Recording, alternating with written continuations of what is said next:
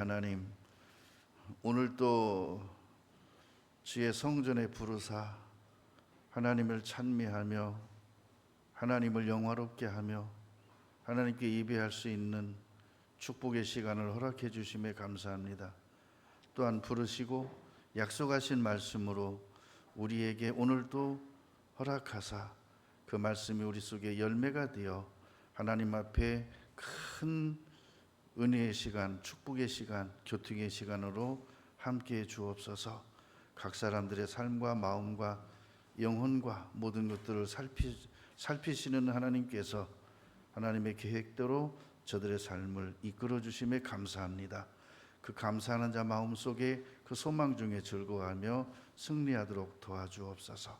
예수님 이름으로 기도드립니다. 누가복음 1장.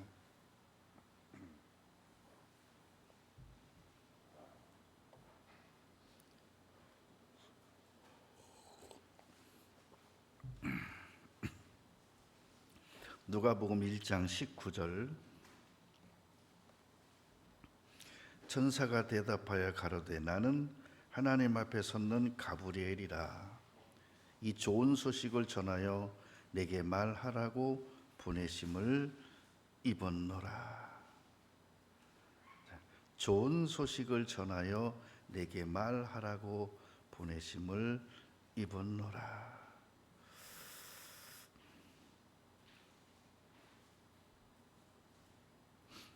좋은 소식, 좋은 소식. 기쁜 소식.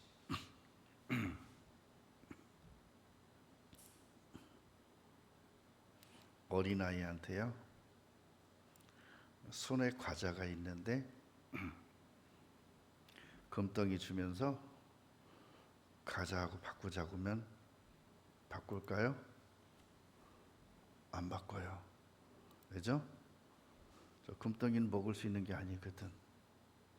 근데 과자는 지금 당장 입에 들어가면 맛있고 고소고 달고 향기롭고 아주 뇌를 즐겁게 해주거든요. 설탕이 딱 입에 들어가면 피곤이 물러가고 마음이 상쾌해지고 기분이 좋아지거든요. 뇌가 상쾌해지거든요. 근데 그거 계속하면 뇌가 빨리 늙거든요. 그래서 설탕 먹지 말라 그러거든요. 보통 우리가 그 필요회복제라고 하는 거 먹잖아요. 그거 매일 먹어보세요. 1년만. 그 사람 팍 늙어버립니다. 왜죠? 어쩌다 한 번 필요한 거지 그 자주 그렇게 하는 거 아니에요. 그래서 그렇게 임시적이고 자주 하면 안 되고 하는 것들을 가리켜서 헛된 거다, 헛된 거, 썩어질 거다, 필요한 거지만 그다지 필요치 않은 거다. 그러니까 어떤 사람들은요, 학생들은요 놀랬어요. 커피 이렇게 된 거 있죠. 커피 터서 이제 해갖고 물 섞어 먹잖아요. 그 커피를요 터갖고 끝에 잡고 입에다가 털어넣는 애들도 봤어요. 그게 한 컵에 물 부어서 먹는데 어떤 사람들은 절반쯤 잡고 끝에만 넣고 한쪽은 안 넣는 사람들 있죠. 왜? 절반 정도 돼갖고 앞에는 커피, 뒤쪽으로는 프림하고 설탕이 들어있거든요. 안 넣으려고 중간쯤 자꾸 넣어요. 그죠? 근데 우리가 커피를 먹어보지만 컨디션이 안 좋을 때 커피 한 잔 먹으면 몸이 이상하죠. 어떤 사람은 어깨가 무겁다 먹으면, 어떤 사람은 속이 쓰리다, 어떤 사람은 먹으면 머리가 아프다. 왜죠? 지금 현재 내 몸에 그게 안 좋기 때문이죠. 그래서 그거를 자주 먹으면 안 좋으니까 먹지 말라. 근데 커피도 중독이에요. 습관적으로 매일 아침 저녁 먹던 사람 그 시간대 되면요 막 커피가 생각나고 먹고 싶어요. 안 먹죠? 금단 현상이 일어나요. 힘이 안 나고 땀이 삐질삐질 나고 뭐 일이 능률이 안 올라요. 그때 커피 한 잔 딱 먹으면 몸에 힘이 나면서 그죠? 일에 힘이 나요. 이미 중독된 거예요. 계속 먹으면 몸이 망가져요. 그래서 안 좋은 것은 먹지 말라 하고, 그죠? 악은 모양이라도 버리고. 오늘은요 부영 2인데 오늘 성경에 보니까 천사가 대답하여 가로되 나는 하나님 앞에 섰는 가브리엘이라 이 좋은 소식을 전하여 내게 말하라고 보내심을 입었노라. 그러니까 천사가 전하여 준 복음이죠. 사도행전 7장 35절에 보면요, 저희가 모세를 거절하여 천사의 손을 빌어 세우신 관원과 속량자로 세우신 모세를 너희가 대적했다. 사도행전 7장 53절에는 저희가 천사에 전해준 율법을 받고도 지키지 아니하였도다. 단순히 이렇게 생각해 보면 뭔 상황이 어쩔 수 없으니까 그랬겠지, 뭐 오죽했으면 그랬겠나. 근데 이제 그 모든 앞뒤 전후사를 다 듣고 나면은 오죽하면 그랬겠나 했던 생각에서 뭐라고 말하냐면, 에이 그러면 안 됐지, 그러면 안 되지, 이렇게 말해요. 모를 때는 오죽하면 그랬을까, 그럴 수밖에 없었겠지. 알고 나면 에이 그래도 그러면 안 됐지, 이런 말이 나오는 거예요. 왜 그럴까요? 다른 게 아니에요. 그들은요 430년이라는 애굽에서의 종살이와 고든 노동, 노역, 벽돌 쌓기, 흙이기기, 성 쌓기, 얼마나 고된 노역을 통해서 그들에게 더 어려웠던 것은 신앙의 자유가 없었어요. 하나님께 예배할 수 있는 시간이 없었어요. 노역으로.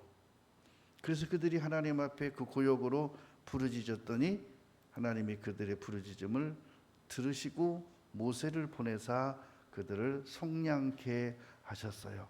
구원케 하셨어요.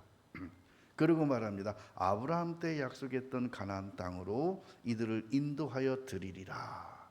거기는 약속의 땅이다. 젖과 꿀이 흐르는 땅이다. 너희에게 모든 필요한 것들이 풍족한 곳이다. 발로 물을 대는 곳이다. 물이 얼마나 풍부하면요, 우리 밭으로 들어오는 거기를 발로 푹푹 밟으면 그 발자국 사이로 물이 들어오는, 물대기 쉬운 곳, 그죠? 물대는 동산 같은 곳, 아름다운 동산과 같은 곳. 얼마나 농사가 힘든데요. 근데 농사가 그렇게 힘들 게 없다는 거예요. 그냥 발로 끼적끼적하면 농사가 된다는 거예요. 그리 드려주겠다. 그리고 마음껏 하나님께 예배하고 하나님의 축복과 은혜를 받아 누릴 수 있도록 해주겠다. 이렇게 해주신 거예요. 그것이 천사를 통해서 약속해 주셨어요.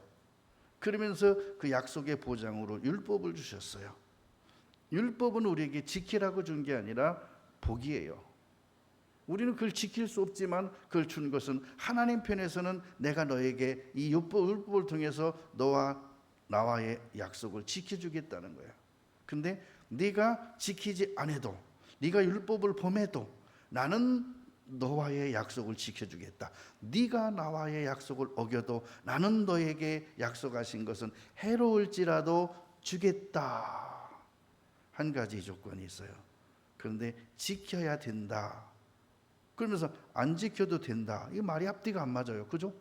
근데 안 맞는 게 아니에요. 우리는 안 지켜야 되는 이유가 이 율법의 요구를, 율법을 다 이루신 예수 그리스도를 믿음으로, 율법의 요구를 다 이루심으로, 율법을 완성하신 예수님이 나의 구원자, 나의 속량자 또는 나의 관원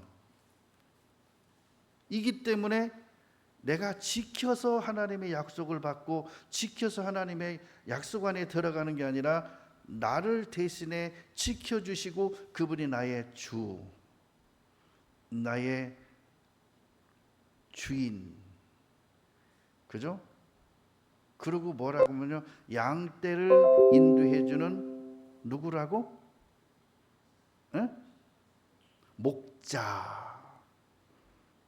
그러면 여러분, 내가 양을 기르고 소를 기르는데 소가 내가 시키는 대로 하면은 밥 주고 시키는 거 안 하면 밥 안 줘요? 소가요, 주인한테 반대로 하는데 힘이 셉니다. 그러면 주인은요, 요놈 길만 들이면 쓸만하겠다 이렇게 생각하죠. 근데 말 잘 듣는데 비리비리해요. 그럼 뭐라 그럴까요? 에이, 넌 힘이 없어 못 써, 그런 게 아니라 너네가 힘만 돋아주면 너 참 잘하겠구나. 말을 안 듣는데 힘이 세. 그러면 너 길만 들이면 잘하겠구나. 힘 약하면 힘만 주면 잘하겠구나. 말 안 들어. 너 길만 들이면 잘하겠구나. 하나님은 나쁜 쪽을 보는 게 아니라 나쁜 쪽은 하나님 편에서 해결해 주셔요. 죄에 관한 것은 아들 예수 그리스도를 통해서 속량해 주셔요. 그러고 말합니다. 나 힘이 없어 못하겠어요. 힘을 주셔요. 독수리에 날개치며 올라감 같이. 근데 힘은 센데 말을 안 들어요. 그럼 말 잘 듣게 하면 되겠구나. 혼내고 책망하는 게 아니라요, 약하면 힘을 주시고요, 힘 있는데 말 안 들으면 말 잘 들을 수 있도록 훈련을 시켜주셔요. 뭐라고 하는 게 아니라 그냥 훈련을 시켜버려요. 그냥. 그죠?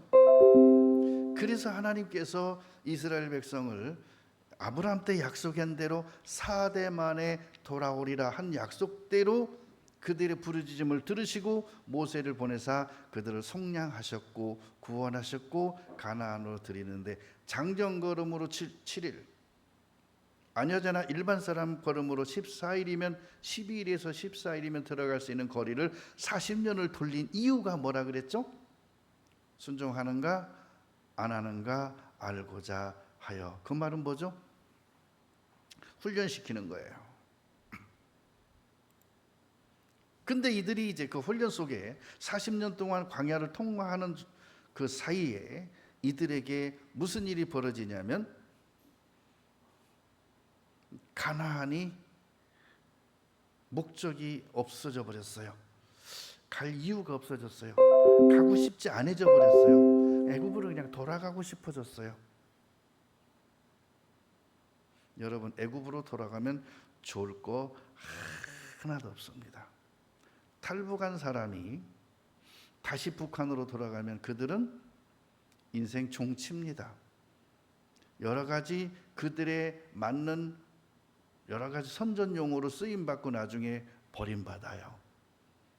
흔적도 없이 사라져 버립니다. 근데 돌아가는 사람들이 무엇 때문에 돌아가는지 모르지만 간혹 탈북한 사람 중에 간혹 돌아가는 사람이 있는데, 돌아간 사람들이 한 사람도 빠짐없이 흔적도 없이 사라졌다는 것. 그게 바로 애굽이에요. 그게 바로 우리가 죄된 옛 생활로 돌아가는 거예요. 그러면 왜 그렇게 돌아갈도록 내 심령을 상하게 하고 내 소망이 꺼져지게 만드느냐? 그것이 잘못된 교훈, 잘못된 가르침, 가브리엘이 보내주신 좋은 소식을 희석시키는 그런 일을 통해서 그런 거예요. 자, 누가복음 20장 한번 보겠습니다. 누가복음 20장 27절에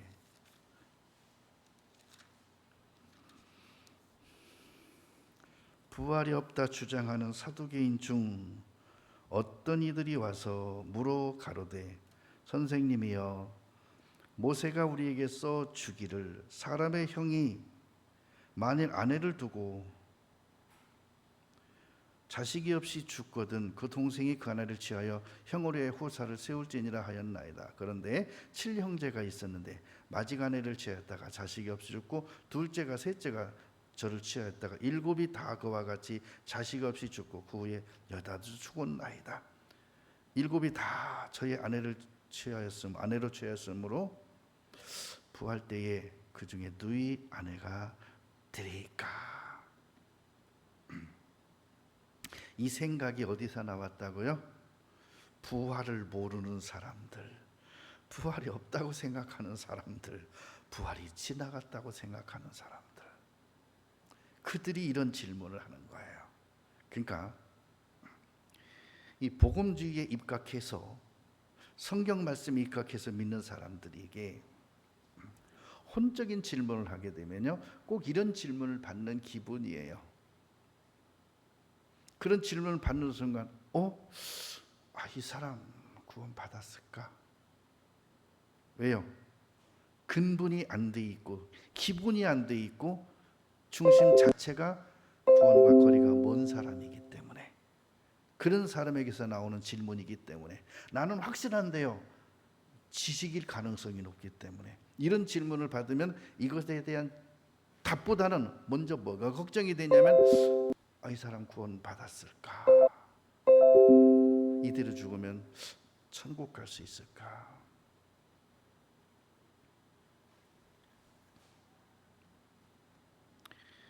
36절, 저희는 다시 죽을 수도 없나니 이는 천사와 동등이요 부활의 자녀로 하나님의 자녀임이라 그랬죠.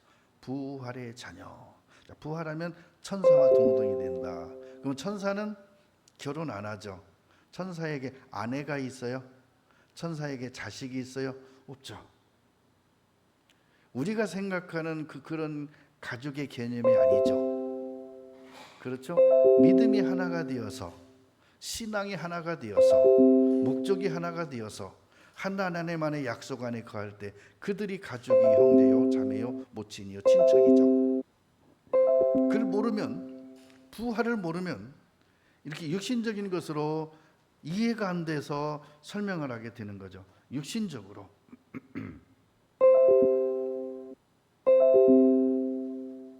결국은 이 질문을 분별을 못하고 이 질문에 성실히 대답하려고 막 서로 토론하다 보면은 먹혀요. 반대로 믿음이 무너진대요. 자, 고린도전서 15장.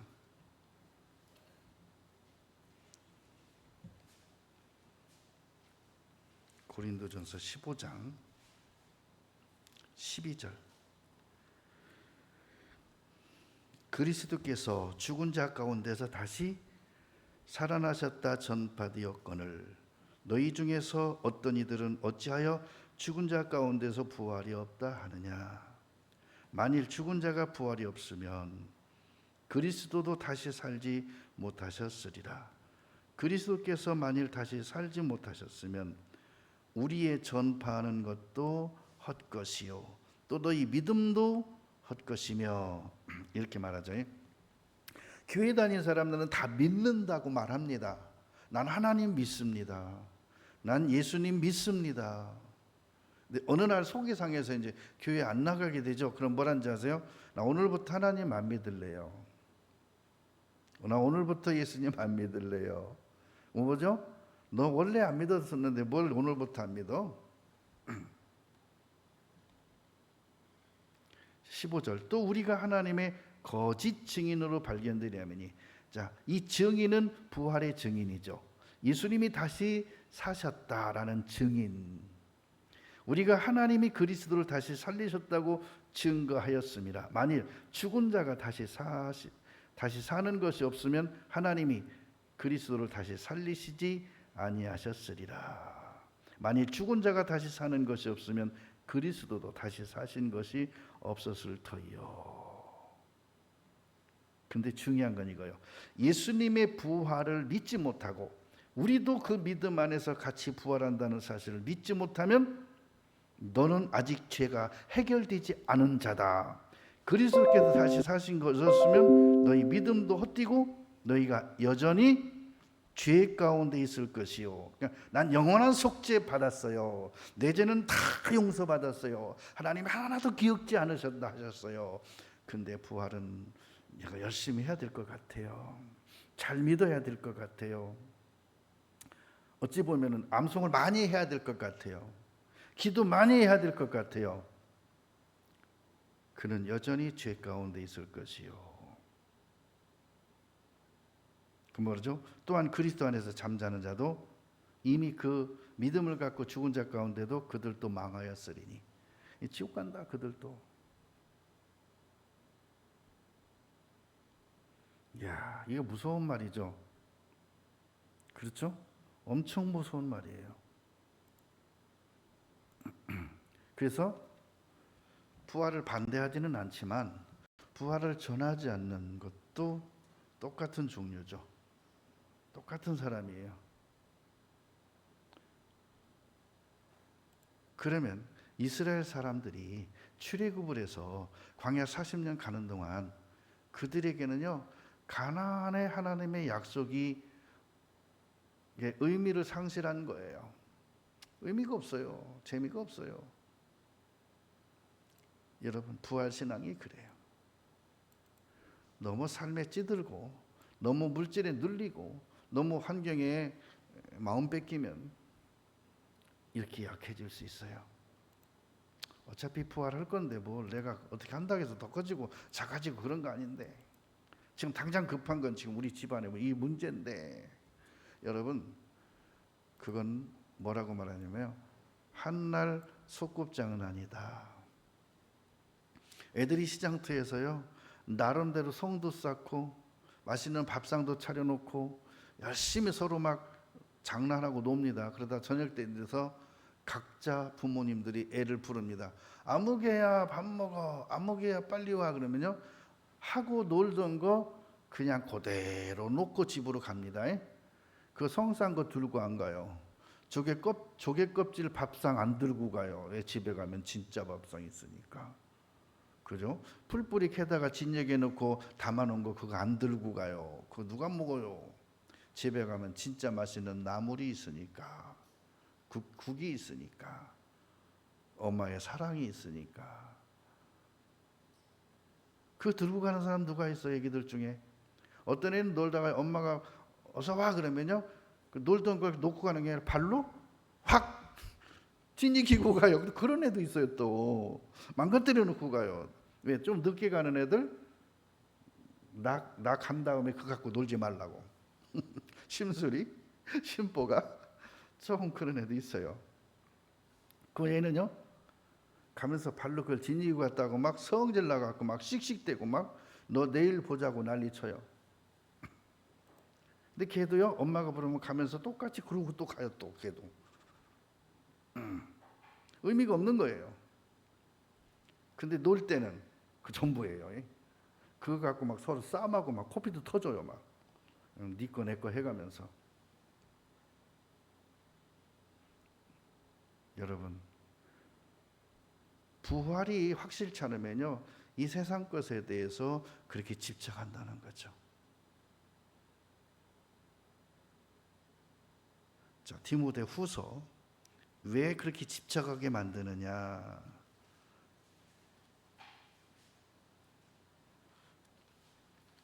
디모데후서 2장 18절 보겠습니다. 18절에 진리에 관하여는 저희가 그릇되었도다. 자, 진리가 뭘까요?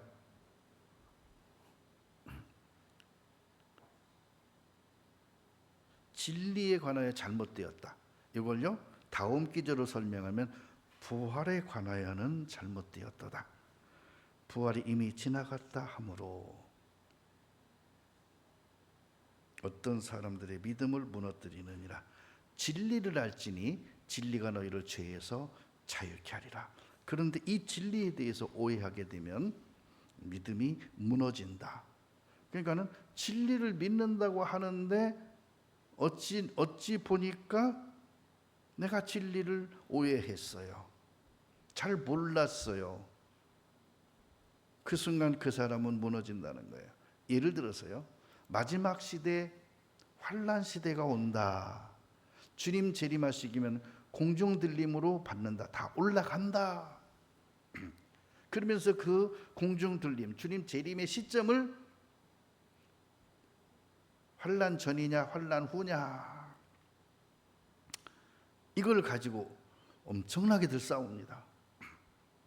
그러면 환난이 있기 전에 먼저 들림받는다 믿었던 사람들이 주님이 재림한 것이 확실한데 내가 남아있네.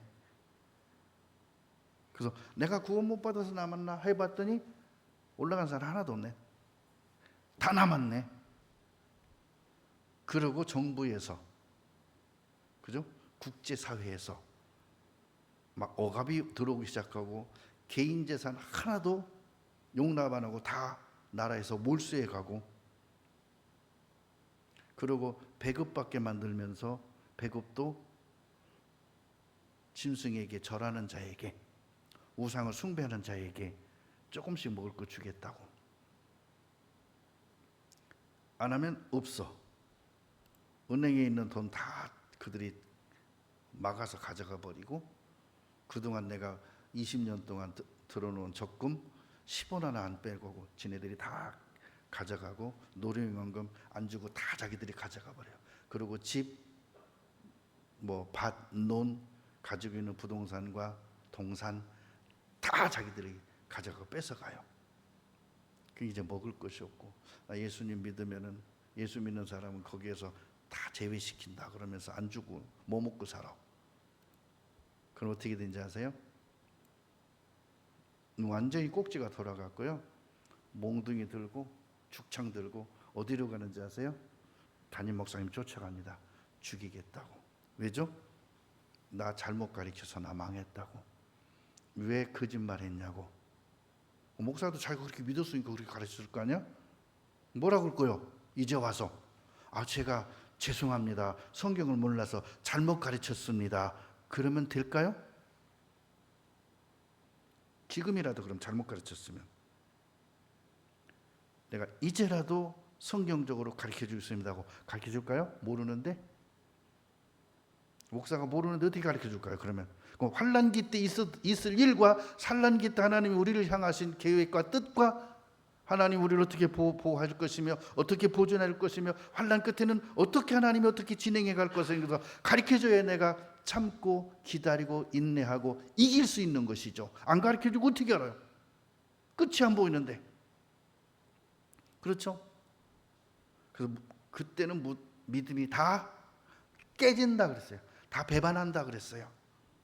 하나님을 배반하고요, 교회를 배반하고 다 돌아선대요. 그때는. 왜? 모르니까. 부활이 지나갔다 함으로 믿음을 무너뜨리느니라.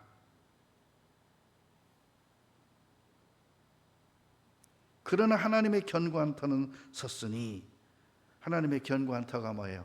지으실 터가 있는 성을 팔았습니다.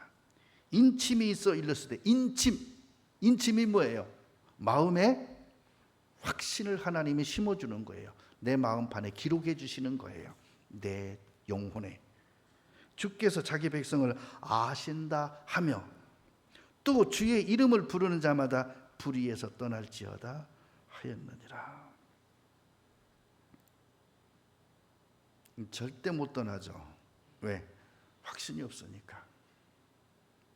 그래서 천사에 전하여 준 복음을 중심으로 예수님이 다시 복음으로 풀어서 말씀해 주신 게 복음서입니다. 사복음서. 그분은 항상 하나님의 나라에 관하여 가르쳐 주셨습니다. 천국은 마치 요한복음 11장. 그러면서 실질적으로 죽음 앞에 고뇌하며 죽음 앞에 근심하는 자에게 이렇게 말씀하십니다. 요한복음 11장.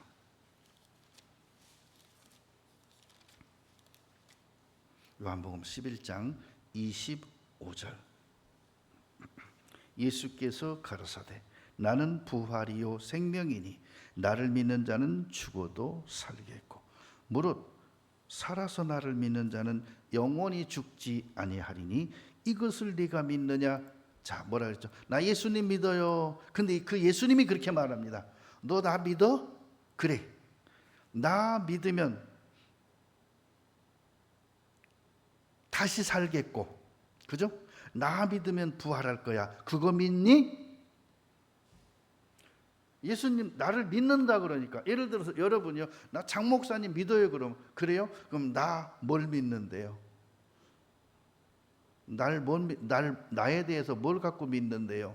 그냥 무조건 목사님 믿어요. 아니 그 맹신이 그게 어떻게 믿음입니까?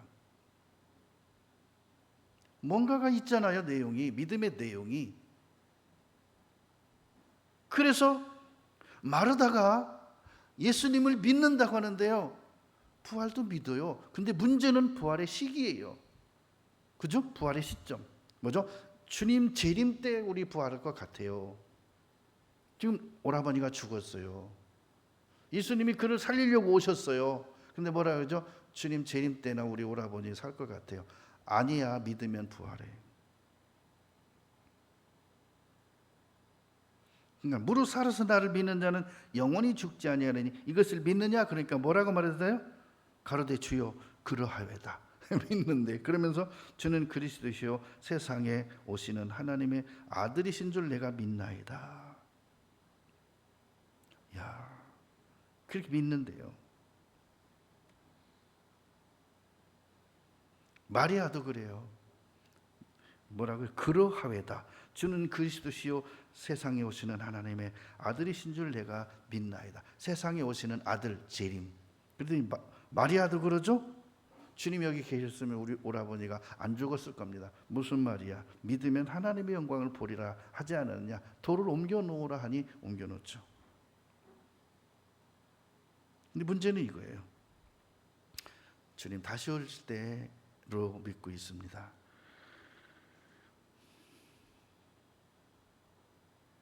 40절 39절 봅니다. 예수께서 가라사대 돌을 옮겨 놓으라 하시니 그 죽은 자의 누이 마르다가 가로되 주여 죽은 지가 나흘이 되었음에 썩어 냄새가 나나이다. 그럼 앞에 말한 건 뭐요? 에? 그러하외다. 주는 그리스도시요 세상에 오시는 하나님의 아들이신 줄 믿나이다. 그럼 이 예수님은 누구신데요? 지금 현재 우리와 같은 공간에 계시고 우리와 같은 걸 먹고 마시고 하시니까 육신으로만 보셨어요? 믿나이다 그러니까 그래? 그러면 돌 옮겨봐. 그럼 뭐라고 말해요? 아, 죽어서 썩어서 냄새나는데 그걸 왜 옮기려고요? 믿고 있습니까? 예수께서 그랬대. 내 말이 네가 믿으면 하나님의 영광을 보리라 하지 아니하였느냐 하신대.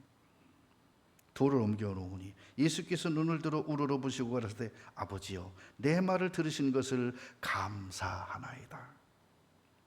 항상 내 말을 들으시는 줄을 내가 알았나이다. 그러나 이 말씀하옵는 것은 둘러선 무리를 위함이니 곧 아버지께서 나를 보내신 것을 저희로 믿게 하려 함이니이다. 자, 그러면 하나님이 예수님이 이 땅에 보내신 목적이 뭐라고요? 우리를 구원하시려고. 어디에서? 죄에서. 죄에서 우리를 구원하는 것은 죄에서 살리는 거예요. 죽음에서 살리는 거예요. 지옥에서 우리를 꺼내내는 거예요. 불꽃 속에서 우리를 건져내는 거예요. 이 말씀을 하시고 큰 소리로 나사로야 나오라 부르시니 죽은 자가 수족을 배로 동인 채로 나오는데 그 얼굴은 수건에 쌓였더라. 예수께서 가라사대 풀어 놓아 다니게 하라 하시니라. 이거예요. 부활 믿는 사람들이요 그냥 절기로만 지켜요. 절기, 부활절. 그래서 그날 계란 삶아서 까먹어요. 같이 그 계란에다 그림도 그리고. 물어볼게요. 그 삶은 계란 병아리로 태어나던가요? 그 왜 삶아요? 그걸 생으로 줘야지. 그래서 제가요 내년 부활 줄 때는요 우리 집에 유정란 하나씩 드릴게. 부활 한번 시켜봐요. 집에서 시켜봐요. 이쁜 놈 나올 겁니다. 어떻게 부활시킬지는 알아서 하셔. 부활의 능력을 볼까 한번? 부활기 갖다 놓으면 부활돼요. 저절로. 우리 부활은 내가 부활하는 게 아니고요 내가 스스로 부활하는 게 아니라 부활을 하시는 분이 나를 부활시켜셔야, 살리셔야. 부활기가 나 살리듯이 하나님이 나를 부활시켜요.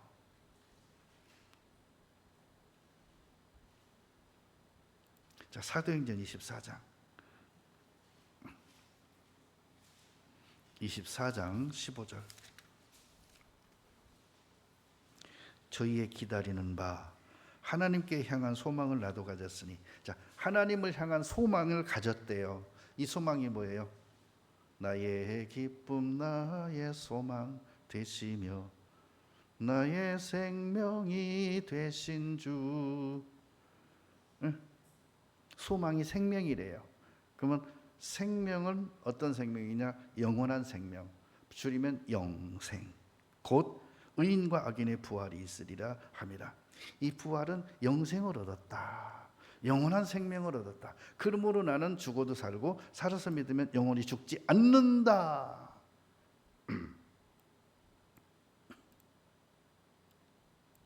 그죠? 그거예요.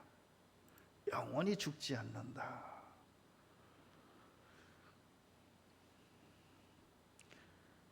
부활이 있다.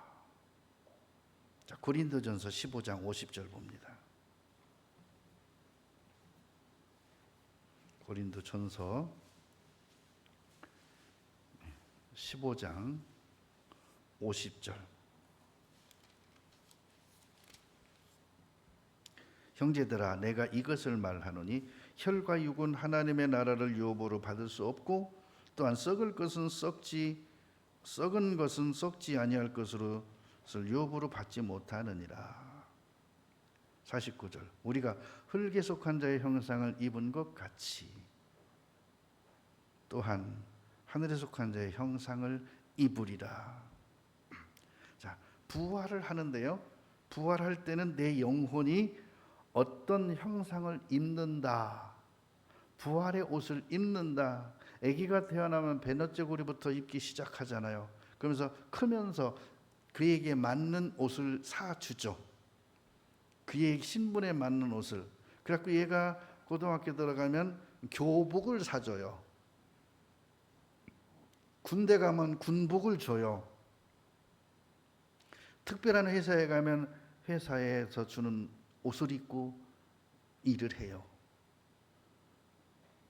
의사가 되면 의사 가운을 줘요. 간호사가 되면 간호사 가운을 줘요. 그거 입고 근무해요. 사복 입고 일하지 않아요.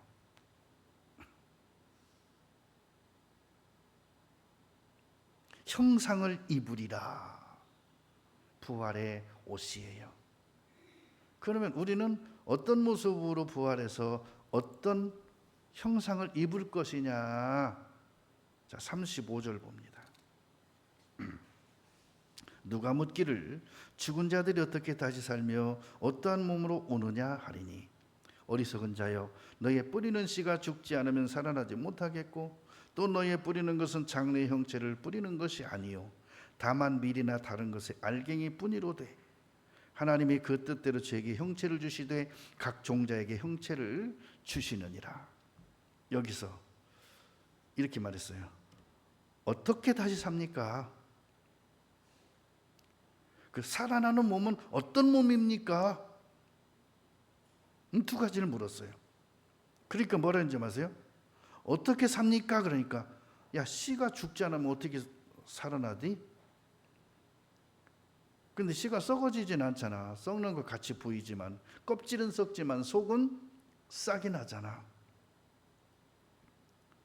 너희가 뿌리는 것은 장래 형체를 뿌리는 게 아니야. 다만 밀이나 다른 것의 알갱이야. 알갱이는 씨죠. 종자죠. 그러니까 나의 씨는 내 영혼이에요. 육체를 벗게 되면 속에서 알갱이가 나와서 그것이 우리가 생각지 못하는 썩지 않는 몸, 영원한 몸, 천국에서 살 수 있는 몸으로 부활을 하는데, 부활할 때 신분에 따라서 옷을 입게 된다 그거예요. 형체를 주신대요. 그래서 육체는 다 같은 육체가 아니니, 자, 부활체는 다 같은 부활의 몸이 아니니 하나는 사람의 부활의 몸이요 하나는 짐승의 부활의 몸이요 하나는 새의 부활의 몸이요 하나는 물고기의 육체라. 여기서 사람, 짐승, 새, 물고기는요 모습이 그렇다는 뜻보다는, 그렇게 알면은 부활을 오해하게 돼요. 사람의 육체에 하는 것은요 창세기 1장에 창조가 나오죠. 천지 창조에 사람의 아담과 하와를 창조하실 때 하나님이 그 사람을 어떤 모습으로 만든다 그랬어요? 우리의 형상, 우리의 모양을 따라 사람을 만들고 그랬죠. 그리고 이렇게 말합니다. 그 사람으로 뭐라고요? 생육하고 번성하고 땅에 충만하며 땅에 있는 모든 것을 다스리라 하시니라. 그러면 사람이 육체에 하는 것은요, 하나님의 형상을 입고 부활하는 존재들. 이야, 하나는 짐승의 육체요. 진짜 사람들적으로는요, 된 사람들 많아요. 진짜 인격적으로 좋은 사람들 많아요. 그렇지만 짐승의 육체에 하는 것은 힘이 세고 나름 탁월하지만 다스림 받는 존재. 그래서 하나님의 형상을 통해서 이 땅에 있는 짐승들, 새들, 창조물들을 다스리라 그랬죠. 그래서 사람의 육체에 하는 것은요, 하나님의 형상으로 부활을 해서 영원히 주님과 함께 다스리는 권세를 가진 존재. 짐승의 육체요, 다스림 받는 존재. 새의 육체요, 탁월하고 된 사람들이죠. 난 사람들이죠. 그렇지만 역시 다스림 받아요. 하나는 물고기 육체라. 구원의 방주에 타지 못한, 구원받지 못한 심판의 부활을 하는 자들. 그래서 악인과 부활 다 부활합니다. 자, 의인은 부활을 하고 악인은 부활치 못하고 지옥에 간다? 아니요, 부활해서 지옥에 떨어져요. 이게 문제예요. 그래서 40절에 하늘에 속한 형체도 있고 땅에 속한 형체도 있으나 하늘에 속한 자 영광이 따로 있고 땅에 속한 자 영광이 따로 있으니 뭐라고요? 여러분, 하나님의 형상대로 부활한 자의 영광과 다스림을 받는 사람의 영광이 어느 정도 차이가 날까요? 태양과 반딧불이 차이가 날까요? 그보다 더 날까요? 그러면서 이럽니다. 해의 영광으로 부활하는 존재가 있는데 해의 영광도 각각 다르다. 그렇죠? 여러분, 우주 과학자들이 밝혀낸 거, 우리가 보는 태양의 몇 배 큰 태양을 발견했다고요? 우리가 보고 있는 태양 크죠? 그것에 어마어마하게 큰 태양이 또 발견이 됐는데요. 놀라지 마세요. 한 태양계의 별이 약 2,500에서 3,000억 개예요. 우리가 보는 저 태양의 그 태양계 공간 안에 별이 약 2,500에서 3,000억 개. 그리고 그 태양계가 2,500에서 3,000억 개가 모여야 뭐가 된다고요? 응? 나사가 돼? 뭐가 돼요?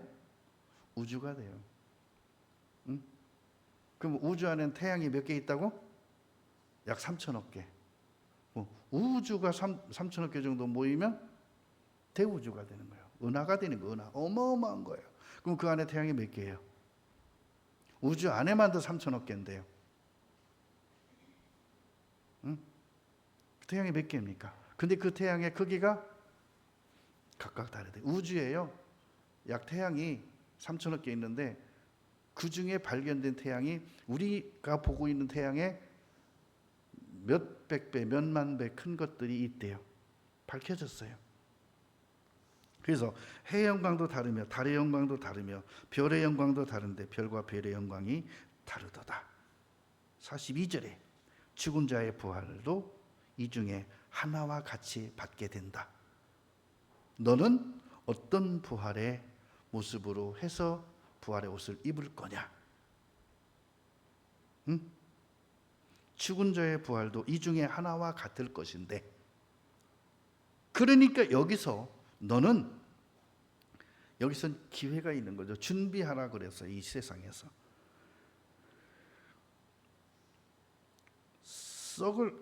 썩을 것으로 심고 썩지 않을 것으로 다시 살며, 이 땅에 썩을 것 갖고 우리가 살잖아요. 그걸 가지고요, 썩지 아니할 걸 준비하래요. 그걸 가리켜서 심는다. 여기 우리 세상에서의 그 표현은 투자.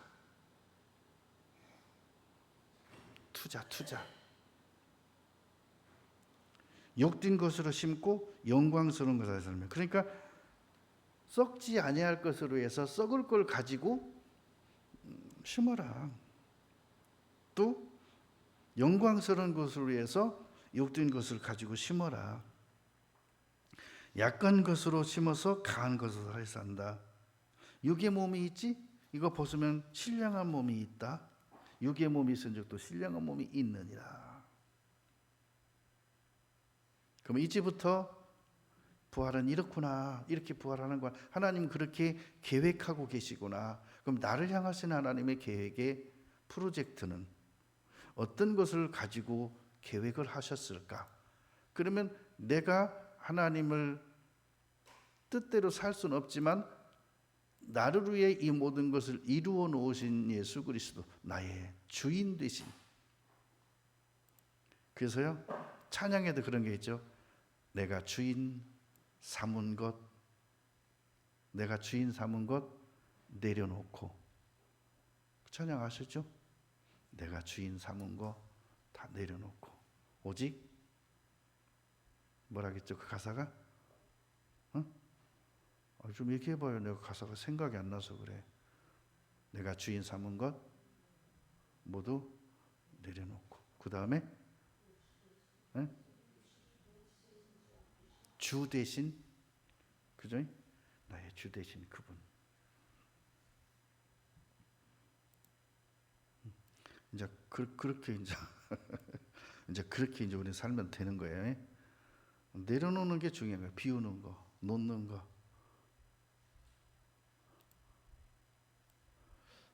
노사연 씨가 손에 잡은 것이 많아서 손이 아프대요.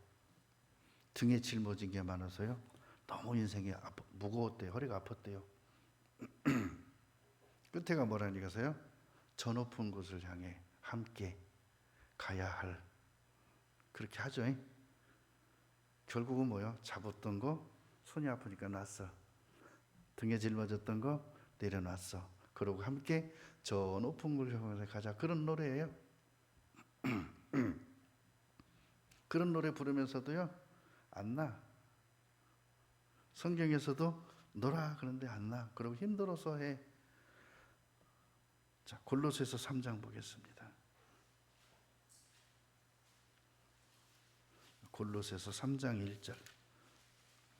그러므로 너희가 그리스도와 함께 다시 살리심을 받았으면 위의 것을 찾으라. 자, 다시 살리심을 받았다는 것은 하나님이 예수 그리스도를 통해 나에게 부활을 주셨고 이제 너는 부활을 할 거야 라고 부활을 약속하셨어요.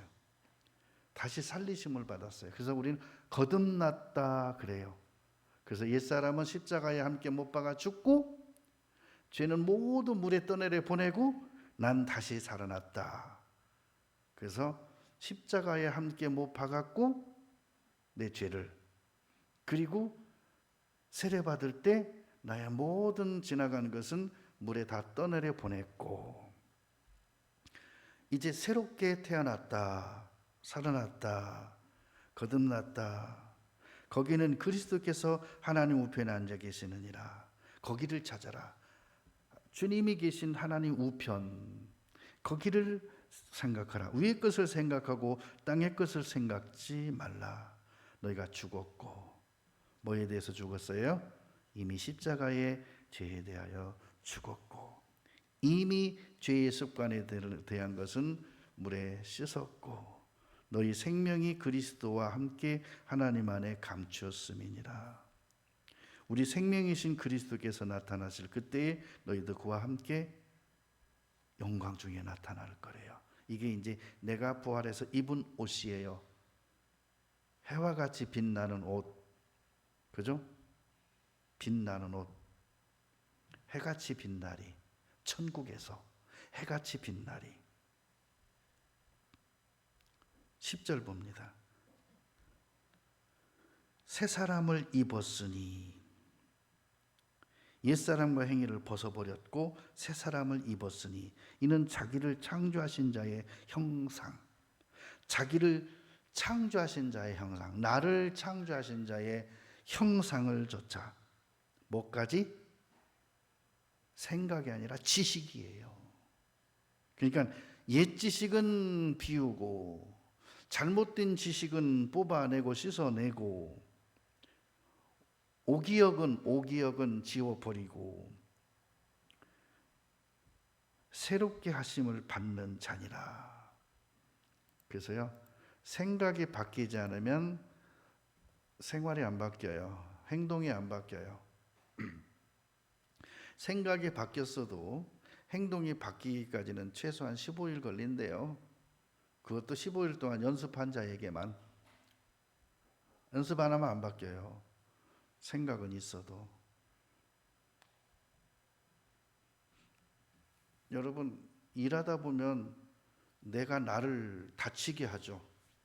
꼭 오른손이 내 왼손을 꼭 다치게 하고, 오른손에 드는 망치가 내 왼손 엄지손가락을 아주 거침없이 때려버리잖아요. 때릴 때 때리다 말고 딱 거두지 않죠. 끝까지 때려버리죠.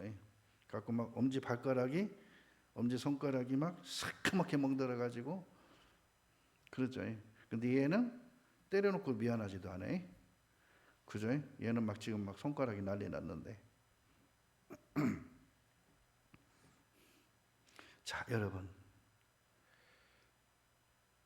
우리가 생각까지 바뀌지 않으면 절대 손이 그렇게 하지 못합니다.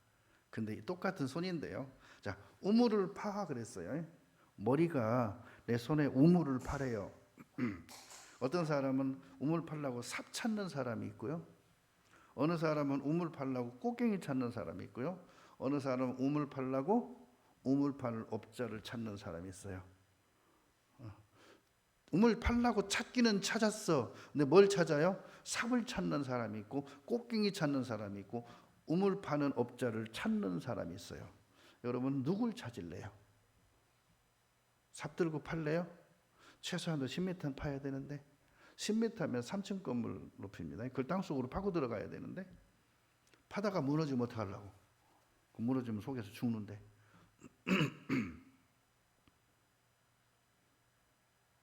생각이 삽에 국한되어 있으면 삽 찾게 돼 있고, 꽃갱이가 머릿속에 있으면 꽃갱이 찾게 돼 있고, 업자가 생각이 있으면 업자를 찾게 돼 있어요.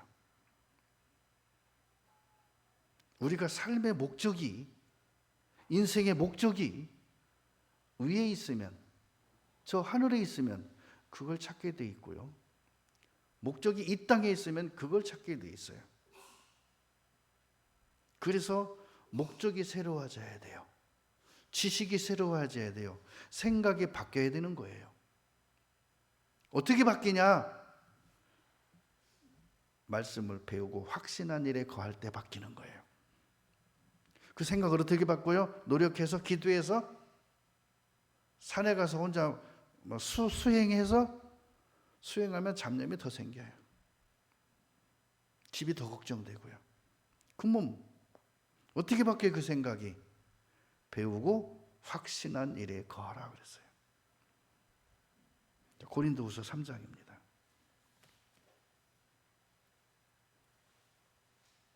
고린도후서 3장 18절을 우리가 다 수건을 벗은 얼굴로 거울을 보는 것 같이 주의 영광을 보매 저와 같은 형상으로 화하여 변화하여 영광으로 영광에 이르니 곧 주의 영으로 말미암습니다.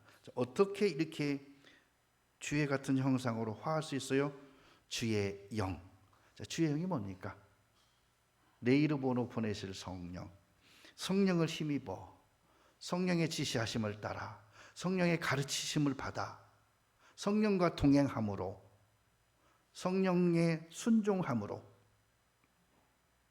우리가 그 영광의 확신을 얻을 수 있다. 그걸 깨우침을 받는다고도 표현도 해요. 확신이라고 표현해요. 믿음이라고도 얘기해요. 그러면 너는 하나님이 해와 달과 별 이렇게 말했는데 그럼 너는 어느 거냐? 내 생각대로 믿으면 안 되죠. 어떻게 믿어야 돼요? 성경에 기록된 대로. 우리는 성경을 믿고 말씀을 믿고 하나님을 믿는 거기 때문에 성경을 모르면 믿을 수가 없어요. 그럼 나는 어떤 것으로 하나님이 계획하셨고 나를 창조하실 때 창조자의 뜻이 어떤 거였느냐? 로마서 8장 보겠습니다. 로마서 8장 29절에 하나님이 미리 아신 자들로 언제 아셨어요? 창세전에. 또한 그 아들의 형상, 누구의 형상? 예수님의 형상, 예수님의 모습을 본받게 하기 위하여 미리 어땠다고요? 정하셨으니, 예정하셨으니, 계획하셨으니, 설계도를 그리셨으니. 이는 그러한 많은 형제 중에서 뭐가 되게 하려고요? 맏아들이 뭡니까? 그 집의 맏아들의 역할이 뭐예요? 그 맏아들의 권세가 뭡니까? 아버지의 모든 것을 상속받는 상속자잖아요. 맏아들이 뭐예요? 맏아들은 왕위를 상속받아요. 나라를 상속받는 게 아니에요. 고을을 상속받는 게 아니에요. 성읍을 상속받는 게 아니에요. 맏아들에게는 왕위를 줍니다. 그래서 많은 형제 중에서 나를 맏아들로 계획하셨다 하심이라. 또 미리 정하신 그들을 뭐라고요? 맏아들로 정하신 나를 부르시고 소명. 부르신 그들을 또한 의롭다 하시고 용서해 놓으시고 그들을 또한 영화롭게 하셨느냐. 영화라는 것은 영광, 그분의 최고의 권세를 입혀 주시려고 계획해 놓으셨느니라. 예정해 놓으셨느니라. 그러면 여기서 이 말씀이 내 것이 돼야 되는 거예요. 내 거. 나를 향한. 이거 모든 사람에게 한 말이잖아요. 그렇죠. 그런데 희한해요. 참 모든 사람에게 했다면서 자기는 사람이 아니래. 모든 사람이면 나도 사람이니까 들어갔는데 나는 확신이 안 서는데 그럼 난 사람이 아닌가? 내가 사람이라고 믿기 힘들어요? 에? 개새끼가 지가 개라고 자기도 믿는데, 파리는 지가 파리라고 믿는데 왜 나는 사람이면서 사람인 걸 못 믿겠어? 어찌 보면요, 그렇게까지 아둔한 거예요. 어찌 보면 그렇게까지 무식한 거예요. 어찌 보면 그렇게까지 어리석은 겁니다. 왜죠? 모든 사람을 그렇게 계획했다면요, 믿고 가는 자에겐 주어지지만 믿지 못하는 자에겐 그것이 자기가 안 되는 거잖아요. 나를 영화롭게 하셨대요.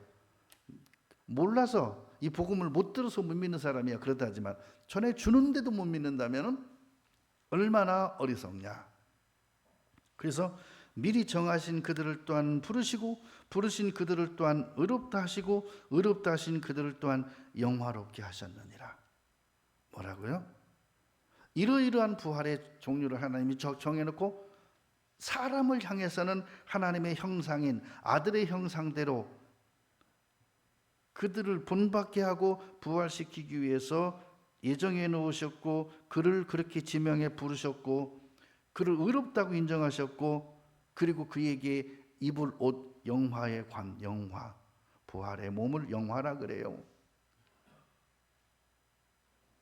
하셨느니라 그랬어요. 근데요, 모든 계획은, 계획이란 건 할 것을 해놓은 걸 그 계획이라 그러잖아요. 아직 하지 않은 거. 계획된 것은 아직은 안 된 거잖아요. 하셨느니라 한 것은 계획의 완성을 말해요. 이루어 놓으신 걸 말해요. 그래서 하나님의 나라는 현재라 그랬죠. 그러면서 이렇게 말해요. 너를 맏아들이 되게 하려고 했대요. 그러면서요, 너를 맏아들로 낳았대요. 그렇게까지도 말해줘요. 근데도 못 믿어요? 자, 야고보서 1장 보겠습니다. 야고보서 1장 18절에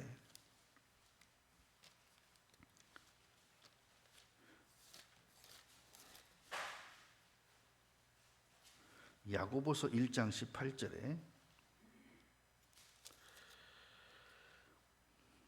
그가 그 조물 중에, 자, 조물이 뭡니까? 하나님이 지으신 것들 중에 피조물이라 그러죠. 우리로 나로 한 첫 열매가 되게 하시려고. 뭐가 되게 하려고? 첫 열매 하나님 거라 그랬죠. 초태생 하나님 거라 그랬죠. 그래서 첫 열매는 농사진 자기가 먹는 게 아니라 하나님께 드려야 돼요. 첫 열매는 11조 내게 아니라 하나님께 드려야 돼요. 첫 열매는 내게 아니죠. 하나님 거죠. 자기의 뜻을 쫓아 진리의 말씀으로 우리를 낳으셨느니라. 이렇게 나를 창조물 중에서 첫 열매로, 초태생으로, 맏아들로 이렇게 하나님이 뜻 그랬죠. 계획이죠. 해서 해놓고 나를 그렇게 해주시고는 요 말씀을 내게 주셨어요. 내가 넌 내 첫 아들이야. 예수님이 독생자죠. 그 예수님을 통해서, 말씀을 통해서 우리를 진리의 말씀으로 낳을 때 내 씨는 무슨 씨로 낳았다고요? 첫 열매로 나를 낳았대요. 씨, 죽지 않으면 살아나지 못하겠고. 이것이 깨달아지는 순간 여러분 속에서 생수의 강이 흘러 넘쳐요. 뭐가 넘쳐요? 생수의 강. 이걸 믿을 때 말입니다. 요한복음 7장 보겠습니다. 이것을 믿을 때. 요한복음 7장 38절.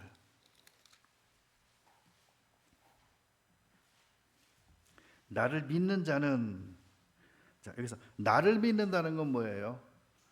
예수님이 이 땅에 나를 위해 오셔서 내 죄값을 지불하시고 내 죄를 대신해 죽으시고 나를 위해 다시 부활하심으로 예수 부활, 내 부활이 되어서 내가 예수님 믿는 것은 죄사함과 거듭남과 그리고 부활.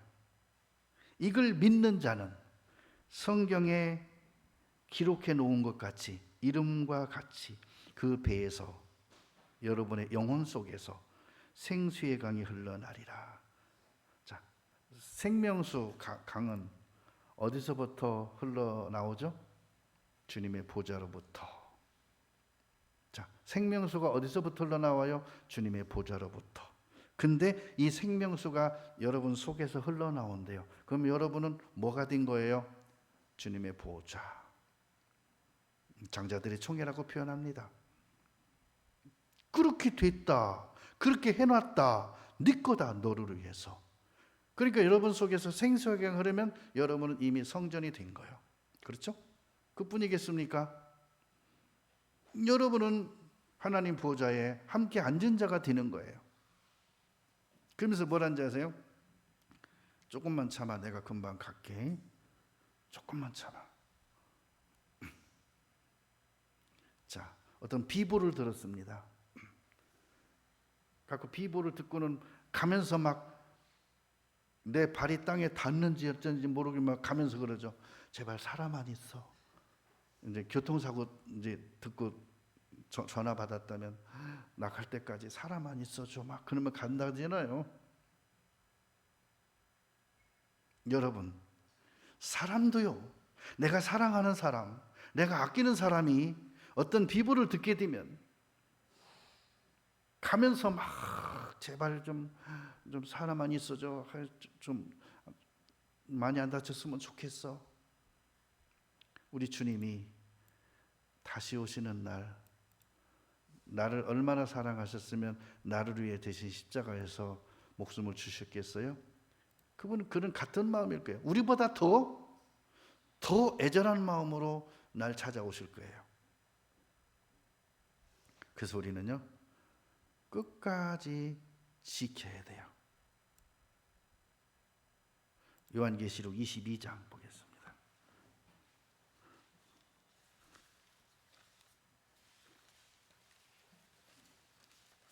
요한계시록 22장 7절.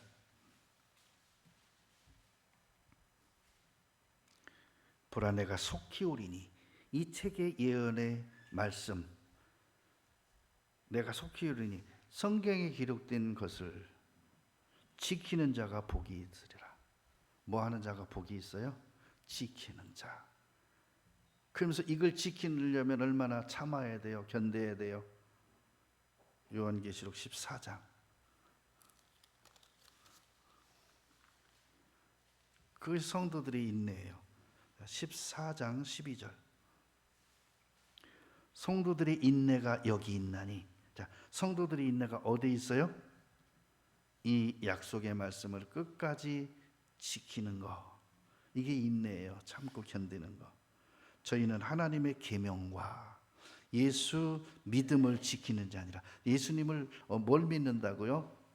그분의 부활을 믿는 자를 지키는, 부활의 믿음을 지키는 자니라. 요한계시록 1장 3절에도 그랬죠. 이 예언의 말씀을 읽는 자들과 듣는 자들과 그 가운데 기록한 것을 지키는 자들은 복이 있다. 무슨 복? 부활의 영광의 옷을 입은 특별한 최고의 영광의 복. 자, 요한일서 2장입니다. 자, 요한일서 2장 24절. 너희는 처음부터 들은 것을 너희 안에 거하게 하라. 처음부터 들은 것이 너희 안에 거하면 너희가 아들의 안과 아버지의 안에 거하리라. 내 말이 너희 안에 거하고 너희가 내 안에 거하면 무엇이든지 원하는 대로 구하라. 내가 주리니 너희 기쁨이 충만하리라 그랬잖아요. 자, 그러면 처음부터 들은 것은 천사가 전하해 준 복음. 그죠? 언제 때부터? 창세 때부터 시작됐어요. 창세기 1장부터요. 예수님의 인생을 향하신 계획이 들어있어요. 그리고 요한계시록에는 끝에 기록된 말씀까지 전부 하나님의 말씀이에요. 그것이 너희 속에 거하도록 말씀을 잘 지켜라. 뺏기지 않게. 에덴 동산에 있는 선악과 먹지 말라 잘 지켜라. 그죠? 범하지 말고. 근데 사단은 어떻게든지 가나안을 향해 가는 목적을 희석시키려고 선악을 알게는 남의 실과를 지키는 자의 중심을 흐트리려고 천성을 향해 가는 성도들의 발을 무겁게 하려고 인생을 어렵게 해줍니다. 그래도 아무리 세상이 힘들고 어려워도 우리가 지키고 놓지 말아야 될 것이 처음부터 들은 부활의 영광의 말씀이에요. 이것이 우리의 영광이요, 이것이 우리의 목적이요, 이것이 위에서 부르신 부름의 상이에요. 시편 25편.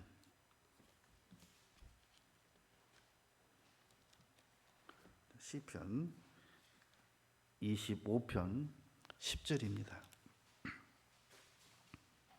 여호와의 모든 길은 그 언약과 증거를 지키는 자에게 뭐라고요?